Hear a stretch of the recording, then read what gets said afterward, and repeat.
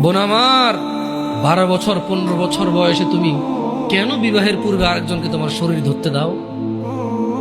আর যুবক ভাই আমার, কি বলিস কি তুই? এই পৃথিবী আর পৃথিবীতে যা আছে এর চেয়ে মূল্যবান হচ্ছে এই মেয়েটা। তো এরকম মূল্যবান একটা জিনিস ওর ধরে ছুঁয়ে তুই ওকে ওর মূল্য কমিয়ে দিবি? এত বড় জুলুম ওর প্রতি তোর! তুই আল্লাহকে ভয় করিস না তাই বলে এতটা কি বলিস তুই? তুই কি কারো গাড়ির গ্লাস ভাঙছিস জীবনে? না। কেন? ওর লস হবে। তুই কি কোনোদিন কোনো মানুষকে ঘুষি দিছিস? না। কারণ তাহলে ও বেচারা কষ্ট পাবে।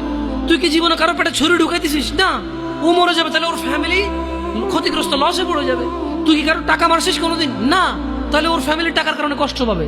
তাহলে তুই কেন তুই এত ছোট ছোট বিষয়গুলো খেয়াল রাখিস যে আরেকজনের লস হবে? তাহলে তুই এই মেয়েটার জীবনটাকে তুই কি করলি? তুই পুরো পৃথিবী আর পৃথিবীতে যা আছে সবকিছু বিক্রি করলে যে সম্পদ হবে, সবকিছু অর্জন করলে যে অর্জন হবে, এর চাইতে মূল্যবান তুই ওকে সতীত্ব থেকে বের করে নিয়ে আসলি? তুই তোর সামান্য ডিজায়ার ফুলফিল করার জন্য, যেটা আল্লাহ তোর জন্য বৈধ করেছে, কবুল বললে তোর বাপের দোষ, আল্লাহর তো দোষ না। তোর বাপের দোষ, সমাজের তো দোষ না। তোর বাপ তোকে বিয়ে করে না ভাই আমার, তোর বাপ মনে করে তুই ছোট, 18 বছর বয়স তোর।